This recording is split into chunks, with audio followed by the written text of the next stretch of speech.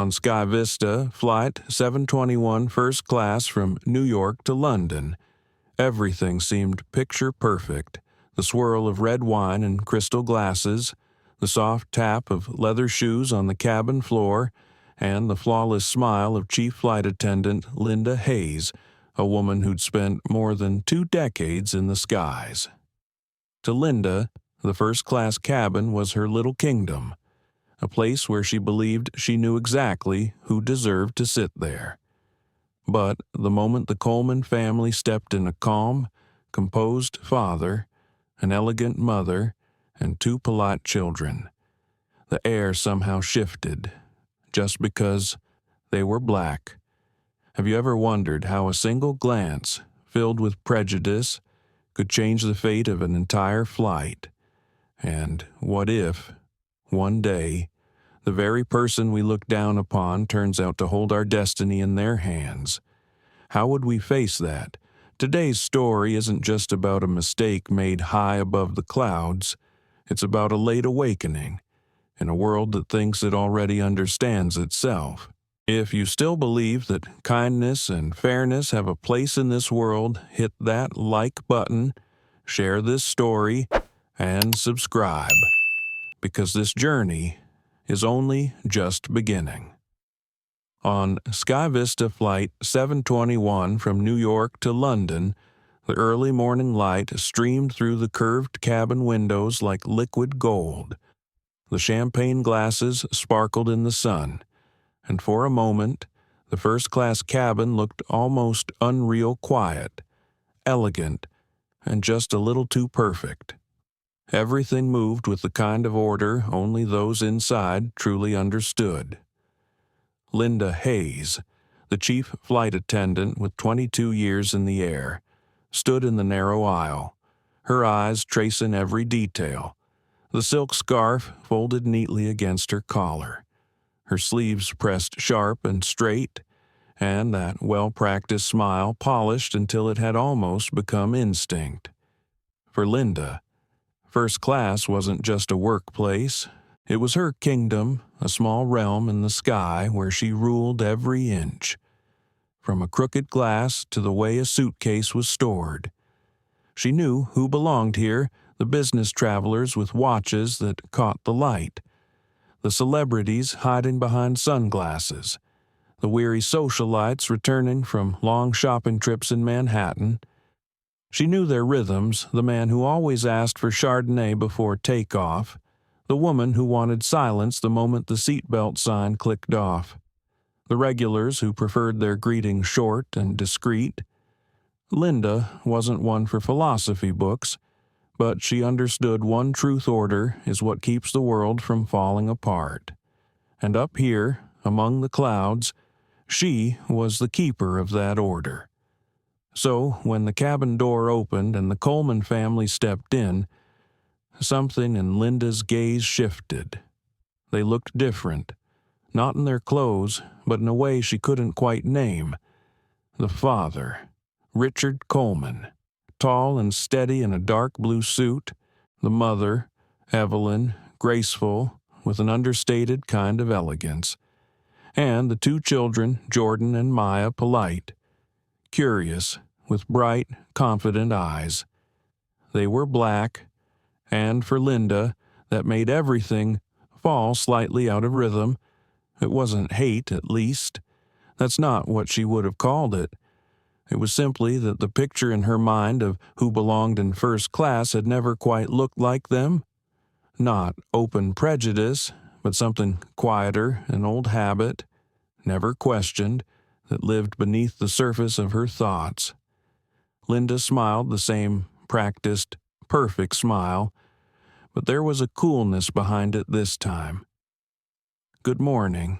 Please, make yourselves comfortable," she said, her tone polite, yet lacking the warmth she usually offered her white passengers. Evelyn returned her smile, gentle and sincere. "Thank you. It's such a peaceful morning to fly." Linda nodded, then turned away, eyes back on her seating chart. No small talk, no welcome beyond the formal. On an airplane, The smallest things can speak the loudest: a pause, a look, the chill in a tone. And the Colemans noticed. Richard glanced at his wife, given the subtle signal they both knew well. Just observe. Don't react. They had been here before, in boardrooms, in restaurants, in lobbies that called themselves exclusive. The looks, the half-smiles, the tone that said everything words didn't. But today was different. They weren't just passengers. They were here to watch, to understand, to see how SkyVista, the airline they had just purchased a 75% stake in, treated its passengers. The deal hadn't been announced yet. No one on board, not even Linda, knew. Linda moved down the aisle and poured champagne for the man in the seat 1A, a familiar face, silver hair, white, with the quiet assurance of someone used to being served first. "Welcome back, sir," she said softly. "We've set aside your favorite vintage." He smiled, pleased. Then, a few rows back, Evelyn spoke gently from seat 3A. "Excuse me, could I have a glass of champagne as well?" Linda paused, just for a moment. The smile stayed, but the eyes changed. Her reply came with the faintest edge. "I'll be happy to serve you once the cabin prep is complete, ma'am." Nothing wrong with the words, but everyone who's ever felt it knows disrespect doesn't always live in what's said. It hides in the tone, the pause, the look. Jordan, 15, bright and protective by nature, leaned slightly toward his father, his lips parting to speak. But Richard rested a steady hand on his shoulder and whispered just loud enough for the family to hear. "We're not here to teach with anger. Son, let the truth do that." Linda moved through the cabin again, unaware that within a few short hours, everything she believed about order, authority, and proper service would begin to crumble. At 35,000 feet above the earth, where people like to think they've left all their biases behind, a quiet collision was already forming, not between passengers, but between what we think is right and the old habits we've mistaken for truth. There are flights you forget the moment you land, and then there are flights that stay with you for life. SkyVista 721 would be one of those. The door to first class clicked shut, a small, precise sound that seemed to mark the boundary between two worlds. Outside, the shuffle of hurried passengers and metallic boarding calls echoed faintly, like the hum of memory. Inside, there was quiet, polished, perfumed, lined with oak and leather, humming softly with the illusion of calm.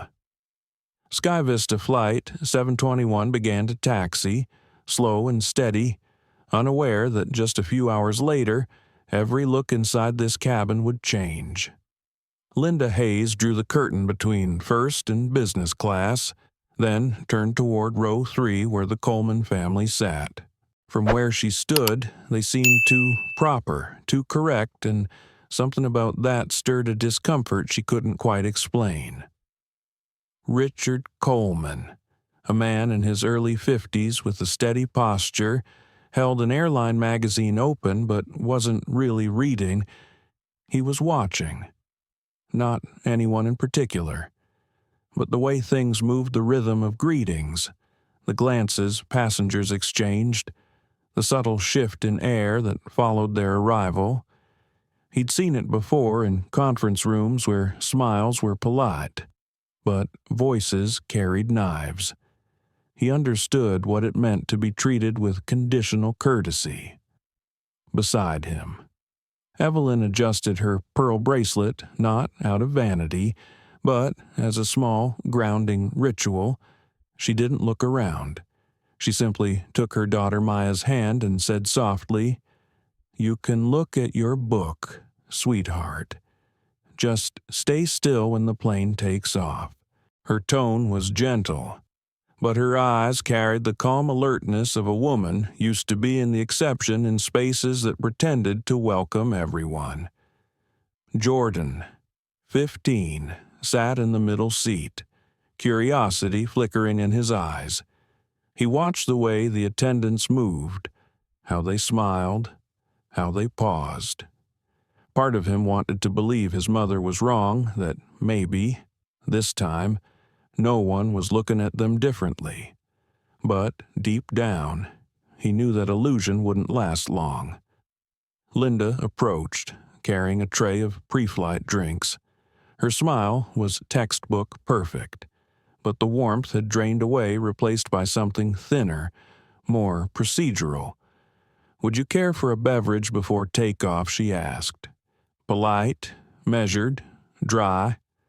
Evelyn smiled. "A glass of champagne, please. No alcohol." Linda nodded, jotted it down, and turned away without another word. The pause she left behind was small but heavy. Jordan leaned toward his father. "Dad, she doesn't look happy to serve us, does she?" Richard placed a hand on his son's shoulder. "Not everyone sees the world through fair eyes, son, but anger won't teach them what fairness means." When Linda returned, she set the glass down in front of Evelyn carefully, gracefully, without spilling a drop. But the familiar courtesy, that quiet, "Please enjoy," never came. Her movements were quick, neat, cold. There was something in her gaze, not hatred, but doubt. A kind of social reflex she'd honed over the years, that subtle belief she could read a person in a single glance. Know exactly what type of customer they were. But that instinct, the one she trusted so deeply, was about to fail her. Richard noticed. He didn't take offense. He simply watched, quietly, as he had in countless boardrooms where diversity was a slogan more than a conviction. He'd learned that silence, in the right moment, could carry more truth than words. In seat 1D, a white man leaned toward his travel companion and muttered, "Guess SkyVista's getting generous these days. Whole families in first class now." The words drowned under the engine's hum. But Richard heard them. Evelyn heard them. And so did Linda. She said nothing, but her fingers tightened around the edge of her service notebook as if something unspoken inside her had just been confirmed. In her mind, a small voice whispered they're polite, but something's off. First class isn't for everyone. She didn't say it aloud. She didn't need to. Sometimes, silence makes the loudest sound, and in that silence, an invisible tension took shape between two worlds, two convictions, two people, Linda Hayes, who believed she was keeping order in a world that made sense. Richard Coleman, who understood that order itself was often built on the quiet comfort of old prejudice. There was no anger, no insult, no confrontation, just a slow, quiet collision between belief and awareness, between the way things had always been and the way they were meant to be. Linda walked on, leaving behind a chill only Evelyn could feel. Evelyn exhaled softly. Richard turned to the window, watching sunlight wash over the wing. "You know," he said gently, "God doesn't always test us with storms.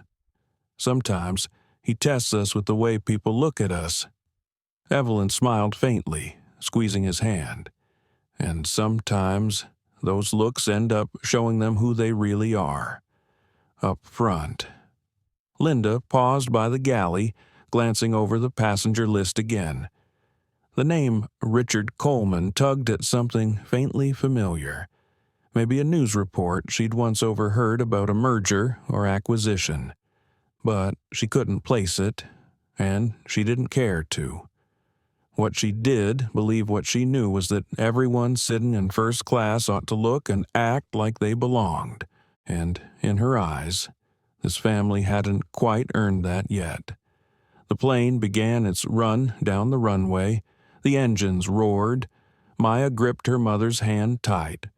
Linda walked the aisle one last time, checking belts and seats, her eyes flicking to row 3, still watchful, still guarded. Richard turned to his son, smiling quietly. See, Jordan. Sometimes silence is its own kind of strength. The aircraft lifted off, rising into the morning light, and somewhere above the clouds, a quiet test had already begun. SkyVista Flight 721 was cruising smoothly at 36,000 feet. Outside, the sky stretched wide and blue, clouds like soft white blankets rolling endlessly toward the horizon. Inside, first class, the steady hum of the engines filled the air calm, low, almost like the quiet breathing of some great creature. Everything seemed peaceful, but peace sometimes is just tension dressed in good manners. Linda Hayes moved down the aisle, her steps measured and precise.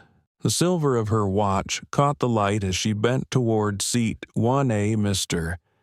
Everett, one of the airline's regulars. Still prefer the white wine. Mr. Everett, she asked, her voice soft, professional. He chuckled. You got a good memory. Linda, you're the only one who remembers that. She smiled warmly. That's my job, sir. A few rows back, Evelyn Coleman turned her glass of water in her hands, quietly observing, not out of envy, but from recognition, the kind of recognition only those who have lived through subtle bias can see right away. Just a few steps away. Linda seemed to change her tone, her posture as she approached row 3. Can I get you anything before the meal service? She asked, her voice now more formal, stripped of warmth. Evelyn looked up, her small, steady smile unchanged. Yes, please. A glass of champagne, no alcohol. Linda hesitated. I'll have to check if we still have some left. To anyone else, it might have sounded routine, but Evelyn knew better.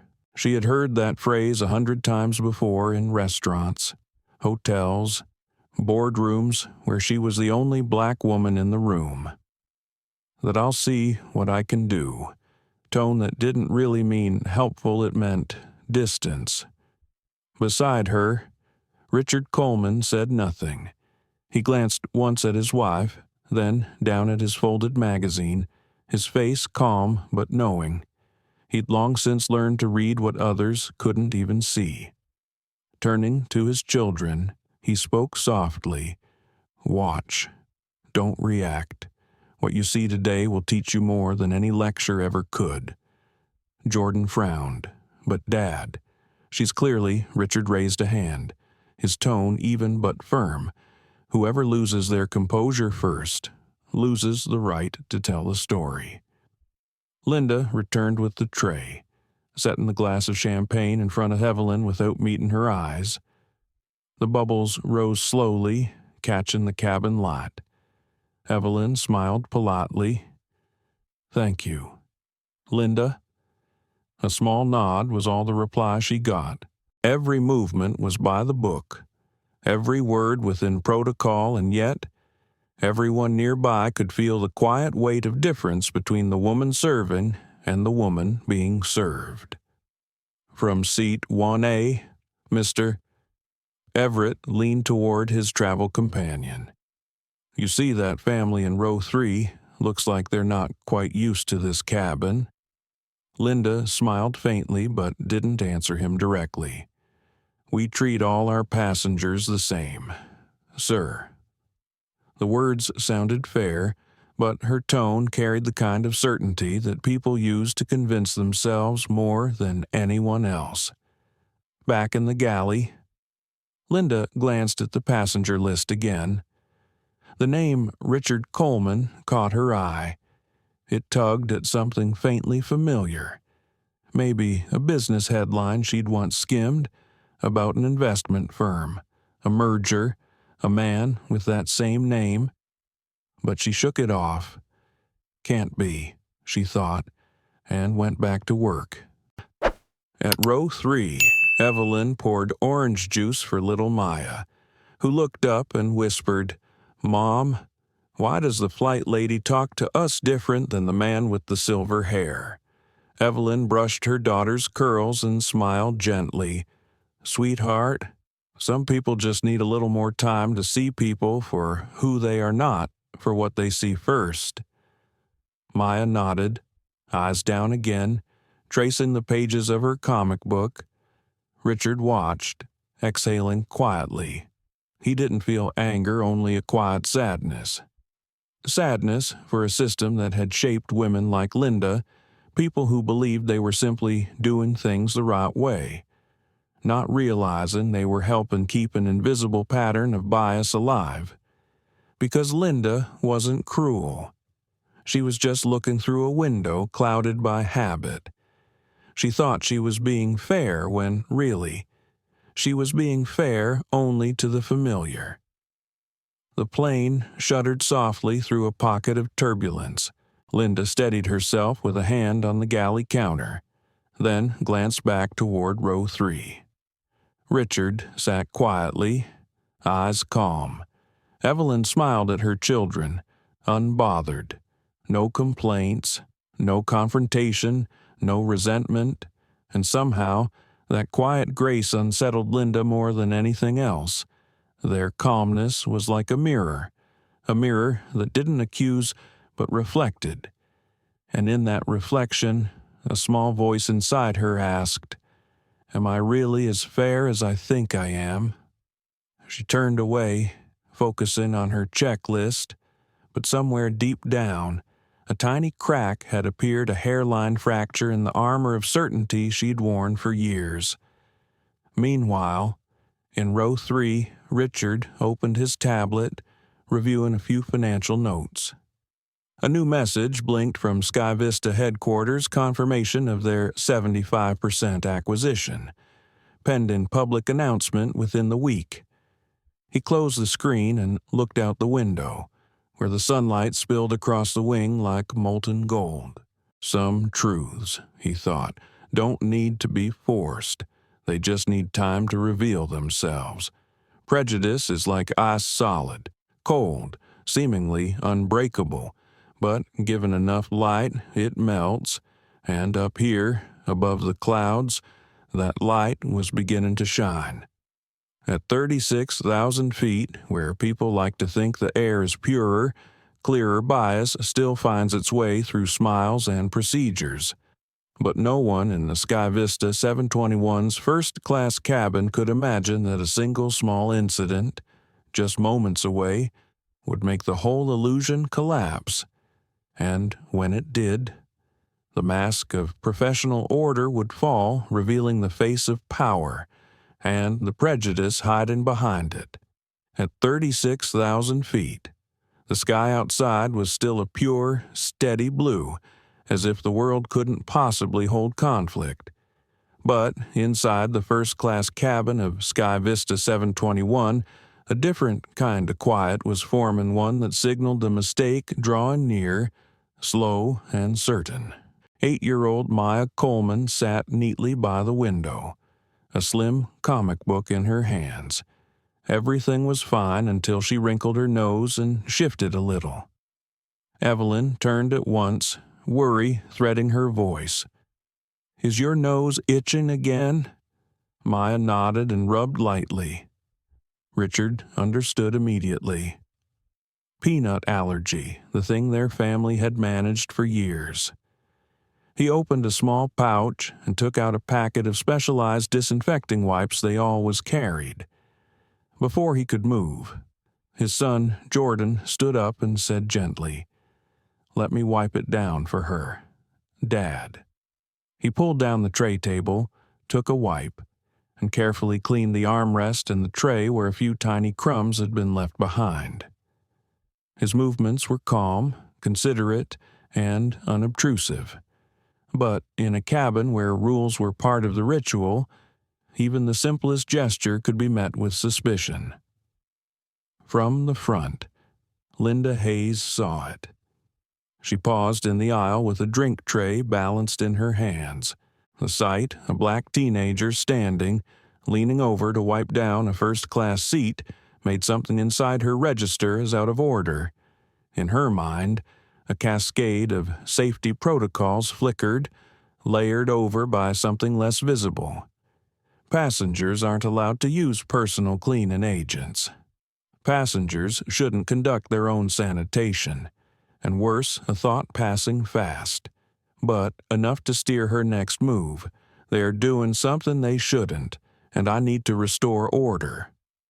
She stepped forward, her voice firm and edged with authority. Sir, passengers aren't permitted to use their own cleaning products. I need the young man to be seated immediately. The cabin fell quiet. Jordan looked up, startled. Richard kept his voice even. Ma'am, my son is just wiping the area for safety. Our daughter has a severe peanut allergy. These are medical wipes, no harsh chemicals. Linda frowned. That's against airline policy. I can't verify that substance is safe. If necessary, I'll inform the captain to stop the flight for inspection. The words landed with the weight of a stone. Several white passengers in the front rows turned to glance back. A few whispers rose and faded. A man muttered, bringing their own liquids on a plane that's bold. Evelyn fought to keep her composure. She met Linda's gaze, her tone gentle but firm. We understand the rules and don't want any trouble. If you prefer, you can use the airline's standard sanitizing solution to make the area safe. It was a quiet exit ramp, a small bridge for understanding to cross. But, in a moment of pride, Linda took the offer as a challenge. She felt her control, the thing she'd guarded for 22 years, being touched. Ma'am, she said, her voice stiffening, I know how to do my job. Please don't interfere. Richard looked at her calm, steady, his eyes as still as a mirror. No one here is trying to interfere. Ms. Hayes, we're caring for our child.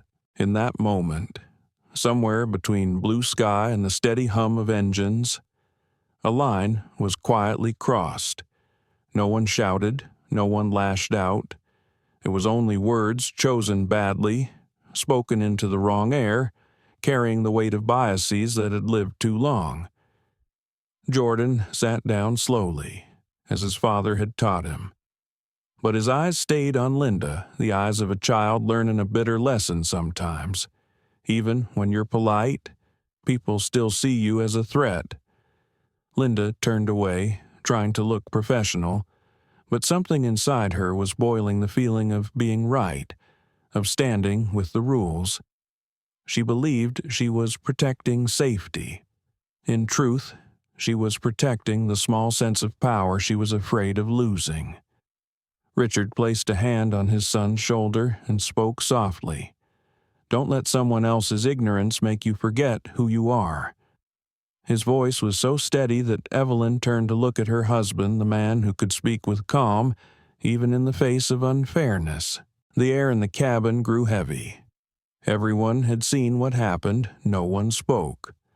Linda returned to the galley and exhaled hard, not sure whether it was anger or a thin fear that she had gone too far. Richard opened a small notebook, wrote a few quick lines, and closed it.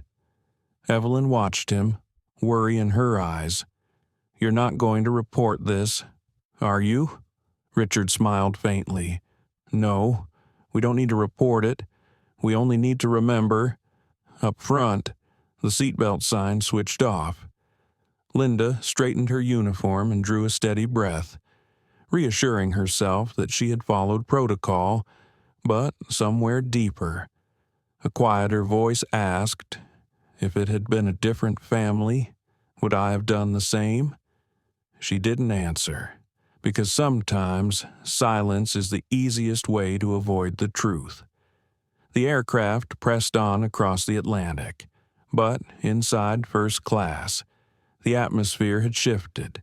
An undertow was forming not between passengers and crew, but between truth and illusion, between those certain they're doing things right and those who choose silence.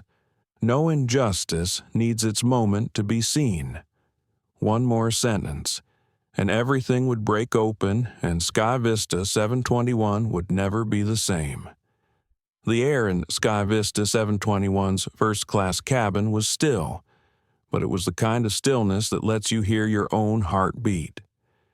Linda Hayes stood at the front, back straight, chin slightly lifted, eyes fixed on row 3 where the Coleman family sat. She felt she had to hold the line. To her, giving ground now meant letting order collapse. Below, Jordan Coleman sat perfectly still, hands clenched in his lap. He remembered his father's words, "Observe, don't react." But the feeling of being watched with suspicion when you'd done nothing wrong pressed tight against his chest. Evelyn placed a gentle hand on his shoulder, her touch soft. Steady, a quiet reminder. Breathe, this too will pass. Linda stepped forward, her tone calm but firm. "Sir, I need you to confirm that your family will refrain from using any personal items for the remainder of this flight." Richard looked up. His expression was calm, but there was sadness in it too. "Ms. Hayes, we fully respect your rules, but could you show me where it says passengers can't use personal medical wipes?" It was a simple question, but it shifted the air in the room. Linda hesitated. She couldn't recall any exact line in the handbook, yet pride 22 years of command in the air wouldn't let her admit it. "Are you questioning the safety protocol, sir?" she said, her voice a little higher. Several passengers turned their heads. Mr. Everett and 1A glanced back, eyebrows raised. Linda felt the heat of his gaze, the familiar, regular customer look she'd spent years striving to please. "No," Richard replied evenly. "I just want to understand. Because if there isn't such a rule, then perhaps this is a misunderstanding, and I believe you wouldn't want a small misunderstanding to become a larger problem." Linda's grip tightened around her notepad. That's when she reached for the power phrases she'd been taught in every training session. "Sir, refusal to comply with crew instructions may be considered aggressive behavior." Those two words, non-compliant and aggressive, fell into the air like invisible blades. They weren't shouted, but in the world of aviation, they carried the weight of judgment. And the most dangerous part was everyone heard them. A white man in seat 1D leaned toward his companion, his voice low but audible. "That family's making a fuss. She's just doing her job." Another nodded. "Yeah, everyone's so sensitive these days. Just follow instructions and it's fine."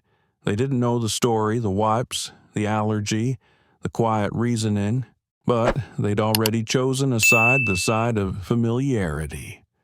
The side of the louder voice, the brighter uniform, the power that gave orders. The cabin became a silent courtroom, with Linda, without realizing it, as the prosecutor, and the Colemans as the accused. Evelyn looked around. The glances she met were cold, cautious, and in that moment she felt the ache of something she'd known her whole life, the kind of pain that doesn't need to be spoken to be felt. Richard stayed seated, his tone measured and slow, as if speaking to everyone, not just her. "We're not here to cause trouble. We only want a peaceful flight, like anyone else." Linda heard him, but the fear of losing control spoke louder in her mind. "Sir," she said, voice clipped, "you're creating a disruption for the crew. I'll have to report this to the captain if you continue." Jordan started to speak, but Richard's hand stopped him. "It's all right," he said quietly, his calm no longer passive, but full of grace. "Because sometimes the one who offends you is also trapped in a prejudice they don't even see." Linda turned away, her steps sharp, her pulse racing. She didn't know why something so small could shake her this much. She told herself she was protecting procedure. But in truth, she was afraid that, without control, she might have no place at all. Behind her, Evelyn whispered, "I don't understand how this turned into this." Richard smiled faintly. "You don't have to. We just have to stay right outside." The wind pressed against the windows, a soft but constant hiss, a background note in a song building toward its climax. On the small cabin screens, the flight path curved gently across the Atlantic. Below, amid luxury and polite smiles, a fracture was widening between humanity and habit, between authority and dignity. At the cockpit door, Linda's hand trembled slightly as she pressed the intercom. "Captain," she said, her voice dry, deliberate, "I need you to review a situation. Passenger noncompliance, potential disruption to the flight." The captain's reply was short. "Understood. I'll come out." No one in the cabin spoke, but all eyes turned to row 3 waiting. Jordan lowered his head. Maya pressed close to her mother. Evelyn's hand found Richard's. And Richard. He looked out the window at the endless blue, searching for peace somewhere out there, a place where a man wouldn't have to prove he was worthy of respect when the captain's footsteps echoed down the aisle. Every breath seemed to pause. The cockpit door opened, and power, that invisible law of the skies, was about to take a side. No one in that cabin could have known that this moment would lead them to a line they could never cross back, where justice would be redefined. Not by anger, but by the quiet strength of those who no longer needed to shout. The cockpit door opened. The faint click of metal hinges broke the silence like a ripple through still water. Captain Frank Walsh stepped out tall, broad-shouldered, face carved by years of flight, eyes a pale, steady blue under the cabin lights. He had once served in the Air Force and carried from those days one unshakable belief in the sky: discipline is absolute. Linda Hayes stood slightly behind him, clutching her crew logbook like a shield. Her voice was crisp, professional, but beneath the surface. A trace of emotion trembled. "Captain, the passenger in 3A and his family have failed to comply with safety instructions. They used personal items that could interfere with onboard procedures. I requested they stop, but they continued to argue." Frank didn't ask for details. He turned his gaze toward row 3, where the Coleman family sat quietly still, composed, waiting to see what justice would look like when it wore a Navy uniform. Richard lifted his head, voice calm, steady, unthreatened. "Captain, we're fully cooperative. I only asked Ms. Hayes about the specific regulation. I didn't intend to challenge her. If there's been a misunderstanding, I apologize for making her uncomfortable." Frank nodded, but didn't meet his eyes. He turned to Linda. "Do you believe this could become a safety issue in the cabin?" Linda answered quickly, as if afraid of seeming unsure. "Yes, Captain." The passenger's behavior created tension and challenged crew authority. A man in seat 1D spoke up, half joking, half smug. "Better to follow the rules. I once saw someone taken off a flight for arguing." Soft laughter rippled from a few nearby seats. It wasn't friendly. It was sharp and cold. Frank looked around and sensed it, the quiet agreement of the crowd.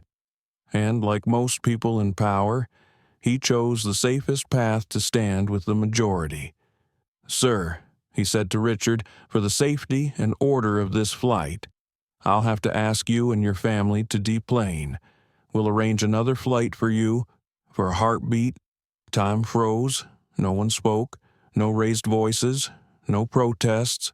Only Evelyn turned toward her husband, eyes wet not from fear, but from disappointment. Disappointment that people could use the word safety to justify prejudice. Disappointment that those entrusted with fairness always seemed to choose the easier side, the side that looked like them. Richard said nothing. He took his children's hands and rose. When he spoke, his voice was low, warm, and impossibly respectful. "Thank you, Ms. Hayes. Thank you, Captain. We'll leave the aircraft." Linda flinched. No one expected him to say that. She looked at him, saw those eyes, not angry, not bitter, only tired eyes of a man who had seen this too many times before. Evelyn helped Maya with her coat. Jordan gathered the bags. Every movement was calm, graceful, almost sacred in its quiet dignity. All around, passengers watched, some curious, some avoiding eye contact, some pretending not to see at all. No one spoke an apology. No one dared. As they reached the door, Linda opened her mouth, maybe to explain, maybe to defend herself, but the words died there. All she caught was Maya's small face turning back, offering a faint, sad smile, a smile that forgave her before she even knew she needed forgiveness. The Coleman family stepped out, leaving behind a silence that was heavier than noise. Frank turned and walked back to the cockpit without another word. Linda stood still, staring at the closed door, telling herself she'd done the right thing, that she'd upheld procedure. But deep inside, a chill spread, the chill of someone who'd won a battle no one had fought back. From seat 1D came a low comment, half under his breath. "That's how it should be. Everyone should know their place on a plane." Linda forced a thin smile, but inside, it dissolved like foam on water. Outside, in the VIP lounge, the Coleman family sat quietly. Evelyn leaned her head on Richard's shoulder. Jordan stared through the window at SkyVista 721, preparing for takeoff the flight they'd just been asked to leave. Richard took out his phone, pressed a familiar number. His tone was soft, but the edge beneath it was unmistakable. "Hello? Richard Sterling. This is Coleman. Something just happened on Flight 721. Yes, I think it's time you looked into the culture of the airline you're running." He didn't raise his voice, but whoever was on the other end would understand this wasn't a complaint. This was the beginning of a quiet storm, the storm of justice. High above, SkyVista 721 continued across the Atlantic, calm and unaware as if nothing had happened. But down on the ground, a door had opened between truth and consequence. Linda Hayes still believed she had done her duty. Frank Walsh thought the issue was handled. Neither of them knew that the man they'd just escorted off the plane, Richard Coleman, wasn't an ordinary passenger. He was the new owner of the very skies they were flying through. The VIP lounge at Kennedy Airport, just before dusk, had that soft but chilly light, the kind that makes marble floors glow faintly pink from a dying sun. The Coleman family sat in silence. No one spoke, but in their eyes lived a quiet unease, the kind that comes from enduring injustice for so long it almost feels familiar. Richard Coleman sat slightly apart at a glass table near the window. He removed his watch, laid it down gently, and looked out toward the runway, where SkyVista 721 was rising into the sky, the very plane he'd just been asked to leave. and the same plane that bore the logo of the airline he now owned a controlling share of. Evelyn glanced at him. Her voice trembled, barely above a whisper. "You don't have to. Handle this right now. Maybe it was just a small mistake." Richard was silent for a few beats. Then he smiled a deep, quiet smile, with not a trace of bitterness. "No, my dear, small mistakes don't exist when they come from things that should have been taught every single day." He picked up his phone, scrolling through his contacts until he found the name Richard Sterling, acting CEO of SkyVista Airlines, currently aboard his private jet en route to Chicago. The line rang 3 times. Then came a gruff, rushed voice, "Mr. Coleman, I'm mid-flight. Is this urgent?" Richard leaned back, his tone steady and precise, urgent and serious. "Something happened on Flight 721. My family was asked to leave the aircraft of the airline I just acquired 75% of."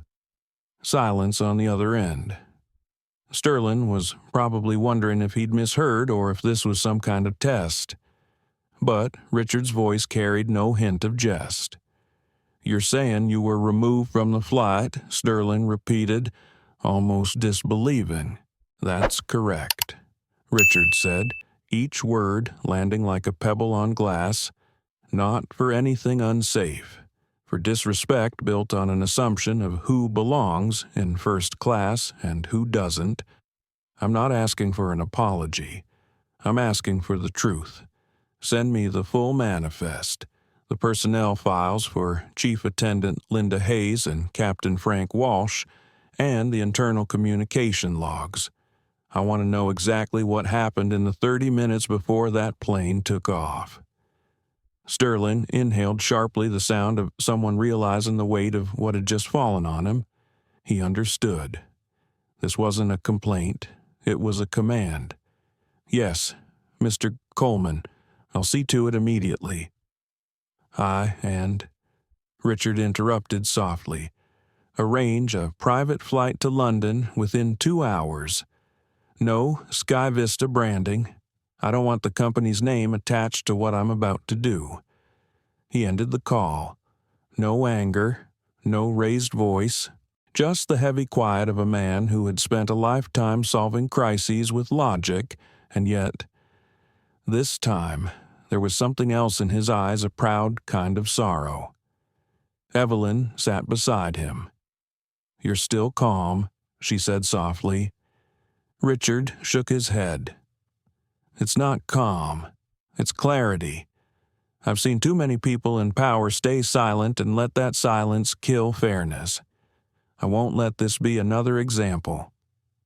Nearby, Jordan had been listening. He looked at his father, half in awe, half in sadness. "You're not angry." Dad Richard turned to him, his voice almost tender. "Anger only tells them they've won. If you want to change something, let your mind, not your fury, do the work."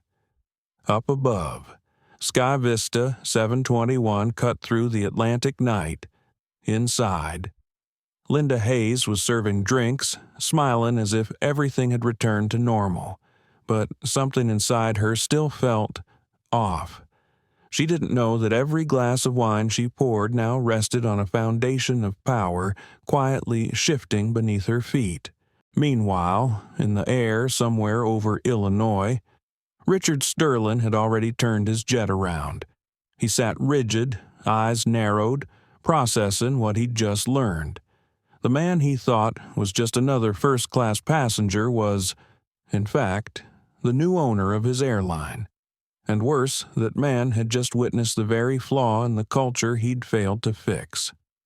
Sterling opened his laptop, voice rough as he called to his assistant. "Pull the full report for Flight 721. All logs between crew and cockpit. I want that data in 40 minutes. His tone was clipped, urgent, but beneath it, there was fear. Back in the lounge, Richard hadn't moved. He wasn't checking messages. He wasn't looking at his phone. He just watched the fading light glint across the marble floor and said quietly to no one in particular, "A company doesn't fail because of one mistake. It fails when people inside start believing that how they treat others will never be seen." Evelyn looked at him, and in his eyes, she saw more than the sternness of a businessman. She saw the quiet depth of a father, one who knew that this lesson wasn't for Linda Hayes to learn, but for the generation watching how the world behaves. Outside, planes lined up for takeoff, one after another, their lights flickering against the darkening sky. Inside the lounge, silence lingered, but not the empty kind. It was the silence of a new order foreman, quietly and inevitably not born of rage, but of the clear, cold light of justice. At the same moment, 37,000 feet above the Atlantic, SkyVista 721 flew on as if nothing had changed.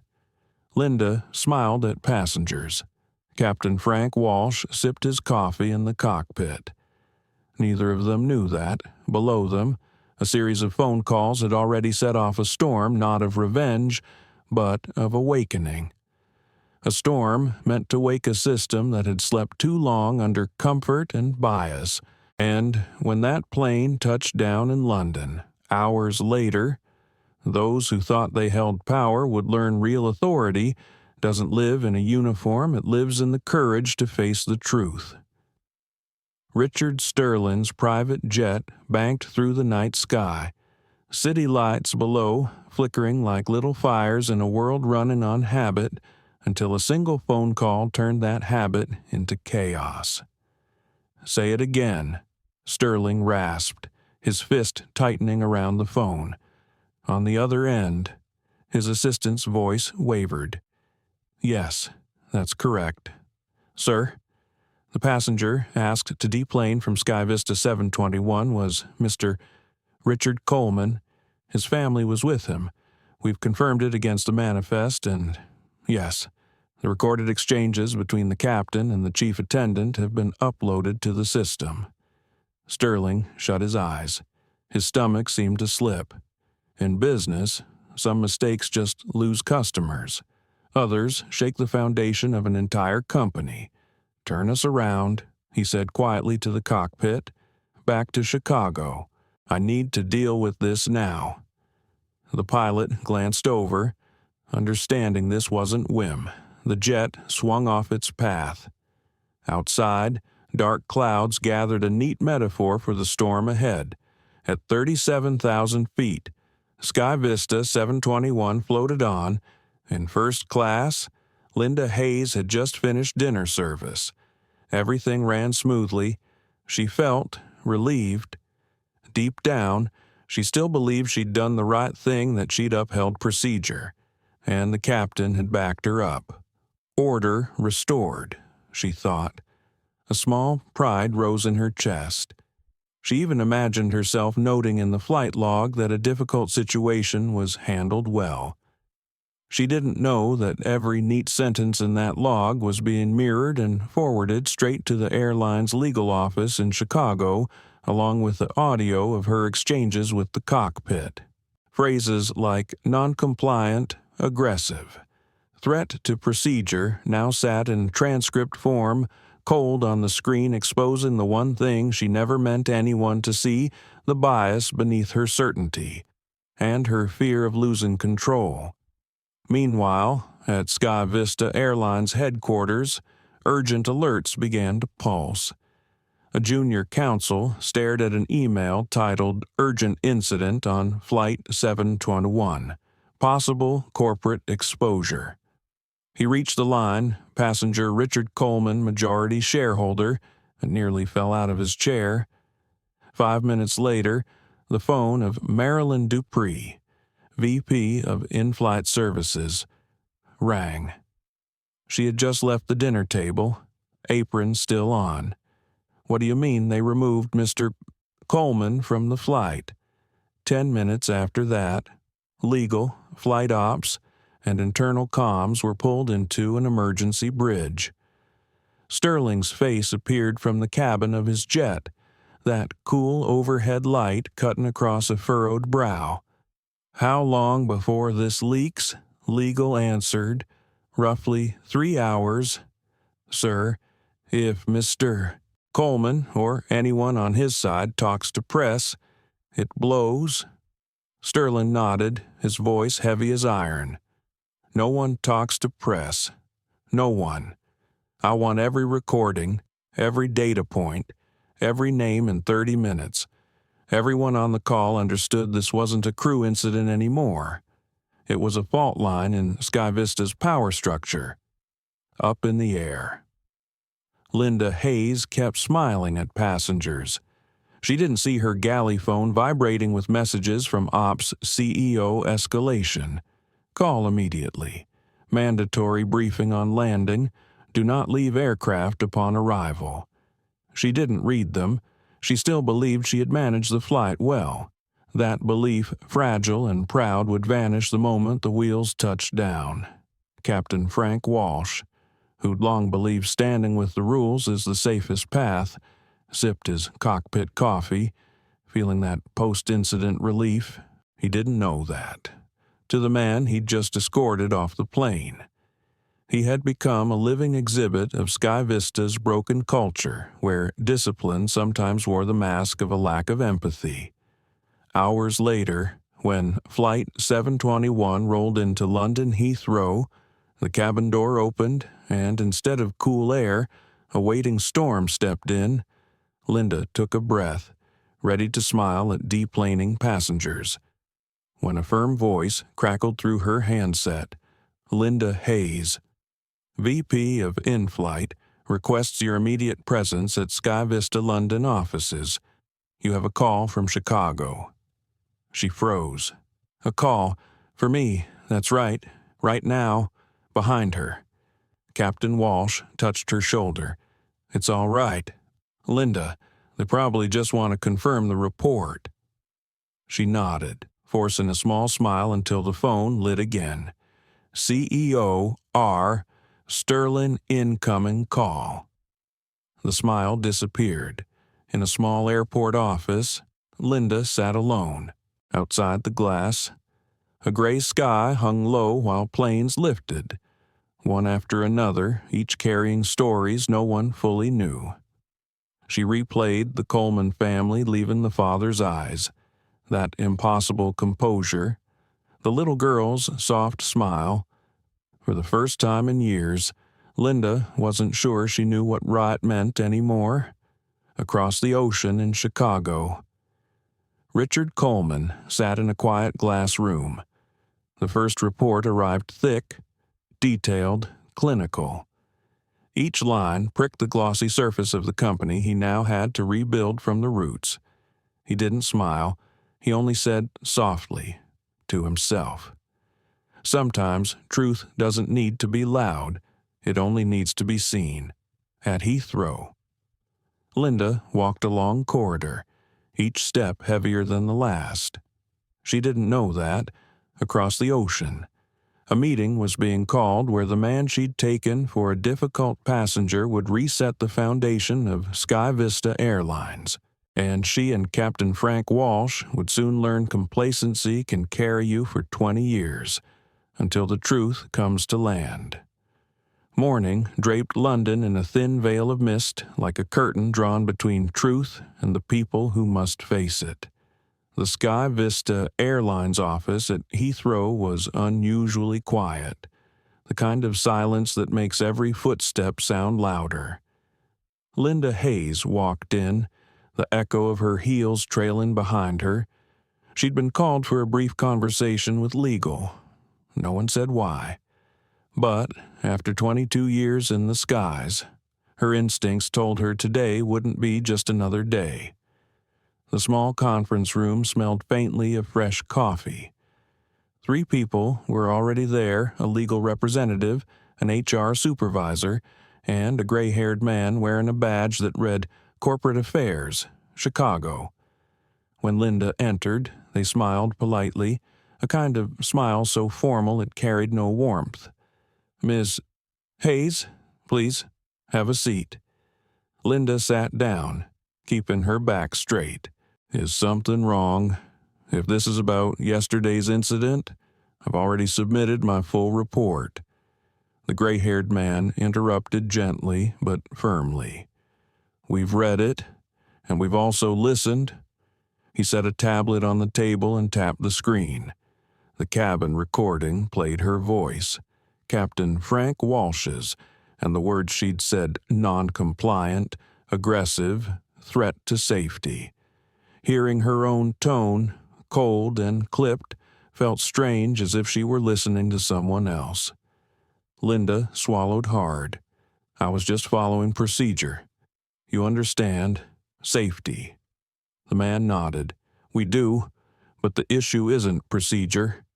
He slid another document forward. "Do you remember the passenger in seat 3A?" Linda nodded without hesitation. "Yes. The black gentleman with his family. They were the reason." "That's enough," the man said softly, just enough to stop her. He looked at her steadily, voice calm, but weighted with something like pity.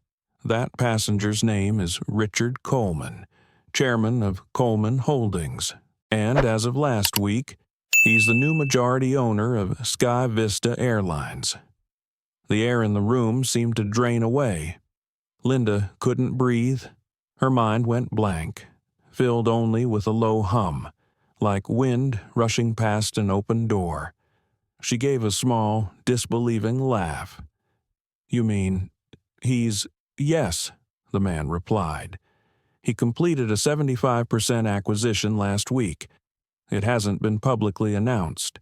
Yesterday's flight was his first experience on the airline he now owns." The words didn't stab. They sank slow and cold, leaving a deep, hollow ache. Linda shook her head, clinging to anything that might hold. "I didn't know. I was just enforcing policy. I never meant any disrespect."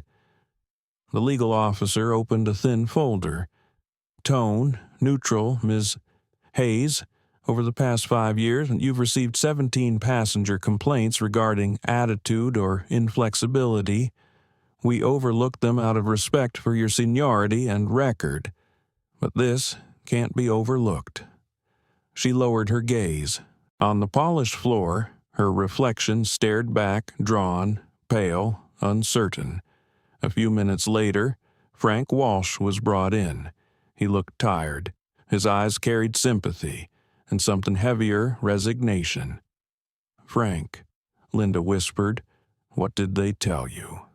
He exhaled slowly, "That I failed to show leadership, and that when I approved the removal, I confirmed a wrong decision." She stared at him, meaning we're both out. "Linda," no one spoke after that.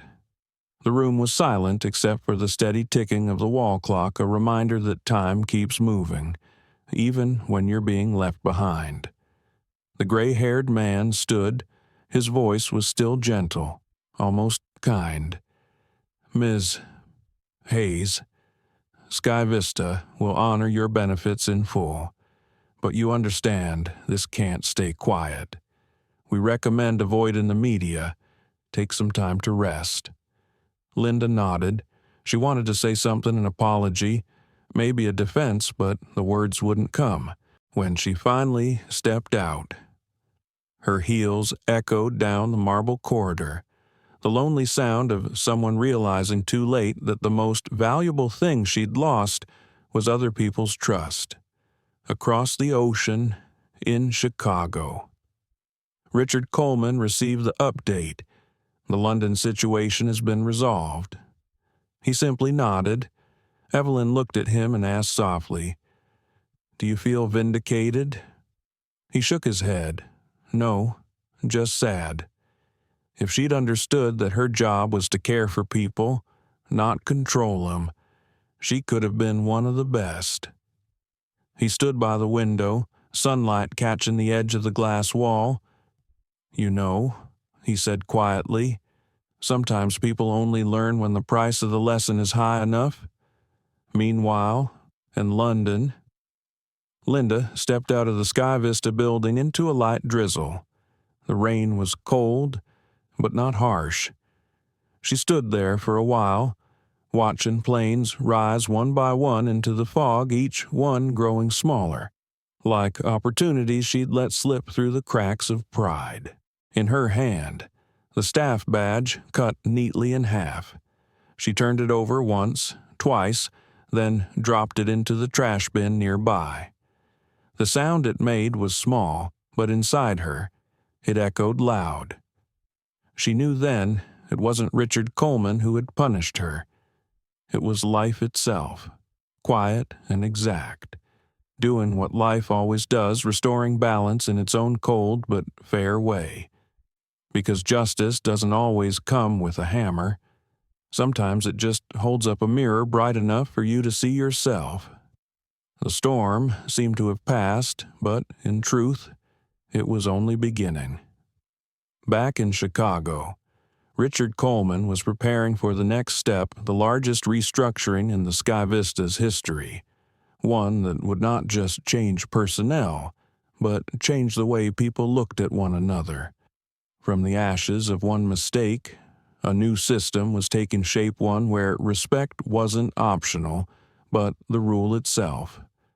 3 days after the incident, Chicago woke under a cold, dry morning. The headquarters of SkyVista Airlines, with its glass facade on Michigan Avenue, caught the early light shimmering like a mirror reflecting everything the company once tried to hide. Inside the 47th floor boardroom, the executive team sat in uneasy silence. No small talk, no whispered jokes. Everyone knew this wasn't just another meeting. It was the morning when power would finally change hands. The door opened. Richard Coleman entered quietly, composed as ever. No aides, no entourage, just a thin folder and a silver pen. His calm presence carried more weight than any outburst could. "Thank you all for coming early," he began, voice low but steady. "I'll keep this brief. What happened on Flight 721 wasn't an isolated mistake. It was a symptom of something much deeper we've allowed to live too long. No one breathed too loudly." He set a report on the table. The title page read, "SkyVista Operational Culture and the Human Gap." "This," he said, "is the result of 72 hours of review." He turned a page. "For the past 10 years, we've rewarded tenure, not character. We've convinced ourselves that procedure could replace respect, and that safety meant silencing empathy. But the truth is, every airline flies. The only difference is how people feel when they fly with you." Silence fell like a heavy curtain. To his left, interim CEO Richard Sterling cleared his throat. "Mr. Coleman," he said cautiously, "I understand your concerns. But let's remember this system has worked for decades. It can't be overhauled because of one unfortunate incident." Richard's eyes met his. A faint smile crossed his face. "You're right. Systems don't collapse because of one person's mistake. They collapse because too many people believe they're never wrong." The room went still again. Then Richard spoke softly, as if telling a story rather than giving orders. "Mr. Sterling, I respect your service. You kept this airline alive through its hardest years. But starting today, I'd like you to take a different role, senior advisor for corporate culture. I need someone who knows this company from within and who's humble enough to learn it anew." Sterling froze. No one expected the change to come with such quiet certainty. No shouting, no humiliation. But the balance of power had shifted completely and irreversibly. Richard continued, starting next month. SkyVista will launch the Coleman Initiative, a 10-year, $100 million commitment. Its purpose isn't to expand routes or increase profits. It's to rebuild the people inside the uniforms. He looked around the table. Every employee, from flight attendants and pilots to supervisors, will undergo retraining in empathy, bias awareness, and human-centered decision-making. No one is exempt, not even me. He paused, letting the weight of that sink in. We cannot claim to fly the world while failing to see the people standing right in front of us. SkyVista must become more than a transportation company. It must become a company that carries human dignity. Heads bowed, a few nodded slowly, and somewhere in the quiet, someone let out a breath they didn't know they'd been holding. Richard poured himself a glass of water. "If any of you think this sounds too sentimental," he said, "remember, emotion is what separates people from machines. And in a world where every airline has planes, only heart will make us different." No applause, just silence long, deep, and real. After the meeting, Sterling lingered at the door. "Mr. Coleman," he said quietly, "I've worked here 30 years. I thought I understood this business, bro. But today, I realized I never understood what truly makes passengers come back." Richard smiled, shaking his hand. "Maybe you're about to, when we start seeing them not as passengers, but as reflections of ourselves." That evening, the communications team prepared the press release. On the giant screen at SkyVista headquarters, the headline appeared, "SkyVista launches the Coleman Initiative rebuilding service culture on respect and fairness." Outside, the first snow of winter began to fall across Michigan Avenue. Richard stood by the window, watching flakes melt against the glass. He thought of Linda Hayes, the woman who had, without knowing, taught him a lesson about the limits of human pride. And he thought of Maya, his daughter, laughing with her mother at home safe, innocent, unaware of the quiet revolution her father was starting. He sighed, not in sorrow, but in release, because he understood something simple, something eternal. Every real change begins with pain, not for revenge, but to remind us that we can choose another way. Months later, the Coleman Initiative began to ripple outward. From small lounges in Denver to first-class cabins in Tokyo, passengers began to notice the warmth, the eye contact, the difference, and somewhere in a quiet grocery store on the outskirts of London, a woman at the checkout glanced up at the TV above her. The screen showed the evening news. SkyVista's culture transformation continues to inspire change across the aviation industry. Her name tag read Linda H. Her makeup was gone, her eyes tired, but when she heard the word SkyVista, her hand paused mid-motion. The story wasn't over, because every action leaves an echo, and sometimes it's the echo that finally changes us. Winter passed slower than usual.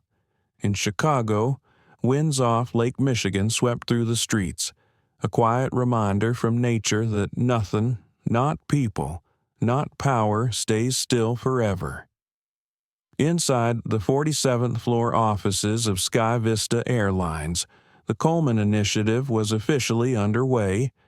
The press called it a cultural rebirth, but beyond the gleam of corporate redemption, the people, once at the center of the storm, were quietly learning to live with the weight of their own mistakes. Across the country, in Boston, Linda Hayes lived in a small apartment near the train station. The window looked out over a parking lot. The wallpaper had long since faded. At night, the glow from the street lights painted soft lines across her face, new creases, not from age, but from the slow humbling of a woman who once held a small kind of power and was now learning to live without it. After her dismissal, Linda tried applying to a few regional airlines. Each one declined. The story of Flight 721 had spread through the industry. A 2-minute video, shot by a passenger, surfaced online, just her calm, clipped voice saying, "Sir, I'll have to ask you to leave the aircraft for not complying with regulations." That was all it took. The internet did the rest. People gave her a name, Airline Karen. It spread like wildfire. She wasn't the woman with 22 years of service anymore. She was the symbol of arrogance, bias, and misplaced pride. At first, Linda fought back. She wrote an open letter. She tried to explain that it was a procedural misunderstanding. But the internet doesn't listen to explanations. It feeds on judgment. And Linda, right or wrong, became the offering to a world desperate to see someone pay. Months later, she found work as a night shift cashier at a small suburban grocery store. From navy blue uniforms and first-class cabins, she now wore a wrinkled shirt and a faded apron. The polished "good evening, sir" had become a quiet, simple phrase. "Thank you. Have a good night." Sometimes customers recognized her. "You're that woman from the video, right?" They'd ask, half curious, half condemning. Linda would just smile, not denying, not defending. She'd learned that some things can't be undone with words. The only way to rebuild is to live differently, until people stop needing to remember.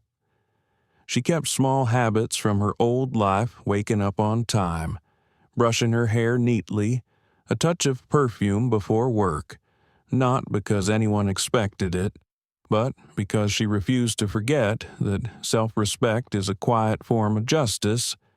Frank Walsh, the former captain, chose another kind of silence.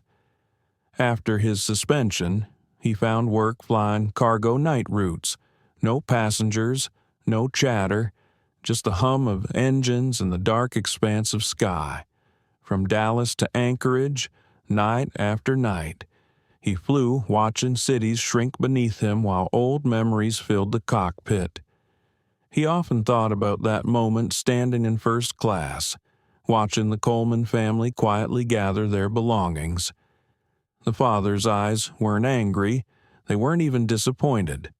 Just deeply sad, the kind of sadness that makes a man feel small. Frank once believed that following the rules was enough, but somewhere in the silence of those midnight flights, he began to understand. Doing things right isn't always the same as doing what's right, and the space between the two, small as it seems, is where humanity lives. So he kept flying. No one knew who he was, and he didn't need them to. Each flight was an act of quiet penance, he told himself. Every box in the hold might be something someone desperately needs, and I don't get to fail again. Meanwhile, in Chicago, Richard Coleman continued steering SkyVista's transformation. He never mentioned Linda or Frank again. But in every training session, he began with the same words, "No one is born to discriminate." We just forget how to see people until someone forces us to look again. One evening, Evelyn, his wife, asked him, "Do you think they deserved what happened to them?" Richard paused before answering. "No," he said softly, "but I think it was necessary, because without pain, nobody learns compassion." The following spring, on a rainy night, Linda left the grocery store late. As she stepped outside, a television mounted near the exit caught her eye. The headline read, "SkyVista Airlines wins award for most human-centered airline of the year." She stopped, watching. The light from the screen flickered across her tired but peaceful face. The reporter spoke of the Coleman initiative, of how passenger complaints had dropped 80%, of flights where people felt truly respected again. Linda smiled faintly, not with regret, but with understanding. because she finally saw that even tragedy can give birth to good things, so long as someone learns from it. She zipped her coat and stepped into the rain. The drops were cold, but she didn't shield herself. For the first time in a long while, she didn't feel like the woman from the video. She was just a person small, quiet, trying to find her way back to decency. Above her, SkyVista planes crossed the night sky, silver wings cutting through clouds, carrying lives from one world to another. No one talked about last year's scandal anymore, but in every smile, every greeting, there lived a small piece of that story like a seed that had fallen and quietly taken root. And a year later, when the Coleman family boarded another SkyVista flight, the air felt lighter. No suspicion, no judgment, just people treating people with simple respect. The circle had closed not with punishment, but with healing. 1 year later, June skies over New York ran clear and blue, the thin clouds like faint smoke trails from some distant memory. At JFK, the check-in counters for SkyVista Airlines lit up earlier than usual. The airline had just been named Human-Centered Service of the Year, something no one would have imagined 12 months before. On the departure board, SkyVista 721 appeared again. New York, London, boarding gate 14A. The Coleman family arrived early. Richard wore a white shirt and khakis, less like a billionaire executive, more like a dad taking his family on summer vacation. Evelyn smiled as Maya bounced with excitement at flying again. Jordan carried a camera, eager to capture everything.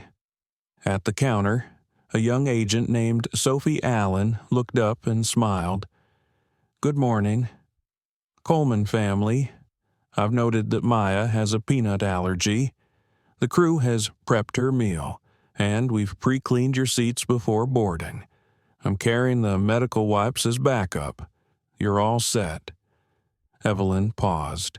She said nothing, just rested a hand on her daughter's shoulder and smiled softly. For the first time since last year, no one needed a reminder about their difference. People remembered, people cared, and that simple as it was meant more than 1,000 apologies. In first class, everything felt bright and orderly. The air didn't carry the tightness it once had. People greeted one another with their eyes, with small smiles, the easy gestures of those unafraid of being misunderstood. As the aircraft prepared for takeoff, the captain came over the PA. "Ladies and gentlemen, welcome to SkyVista Airlines, where we don't just take you to your destination, we honor every step of the journey." Richard looked up, listening. It wasn't Frank Walsh's voice, but it brought him back to the man who once made the wrong call and then disappeared into silence. There was no anger in him now, only a small gratitude. Without those men, SkyVista might never have awakened. Midway through the flight, Maya dozed off. Evelyn drew the blanket up around her and met her husband's eyes. "Do you feel it?" Richard nodded. "I do. Not just in what they do and how they see us." She smiled. Funny how a mistake can be the start of something better. He turned to the window, to the wide blue, the soft layers of cloud unrolling below. "You're right," he said quietly. "In the end, it isn't about who was wrong. It's about who chose to change." Down the aisle, Sophie poured drinks. She paused at Maya's seat and set down a small card. "Thank you for choosing SkyVista. We hope we've made you feel as safe as home." Evelyn read it, then closed the card gently. Printed words weren't necessary. She could hear the message beneath them. "We've learned." When the plane touched down at Heathrow, the passengers applauded not for anything spectacular, but for the rare feeling of being genuinely cared for in a hurried age. The Colemans stood to deplane. Sophie bowed slightly. "Thank you for flying with us, Mr. Coleman." He smiled. "Just call me Richard." She nodded, a little shy, a little proud. At the arrivals hall, a small TV crew was taping a feature on the 1-year mark of the Coleman initiative. A young reporter stepped forward. "Mr. Coleman, after everything, what's the biggest change?" Richard was quiet for a few seconds. He didn't mention the 80% drop in complaints or the industry award. He just spoke plainly, with a truth that didn't need polish. The biggest change isn't in the metrics. It's in the way one person sees another. When that young flight attendant checked my daughter's meal, she didn't do it because of policy. She did it out of kindness. And to me, that's what real progress looks like. The reporter nodded, letting the words sit. Richard turned to Evelyn, took her hand, and walked toward the doors. London's morning light fell warm across his graying hair. Meanwhile, in a small town outside Boston, Linda Hayes was ending another night shift. On the tiny TV behind her register, the broadcast cut to Richard's interview. She glanced up, not avoiding it this time. There he was, the same calm voice she remembered from that day in first class. She shut down the till, unpinned her apron, and stood a moment longer. Then she smiled, not with regret, but with understanding, because she had learned the last, hardest lesson. Sometimes the harshest punishment doesn't come from other people. It comes from the moment you finally see yourself and choose to live better from then on. She stepped out into the foggy night.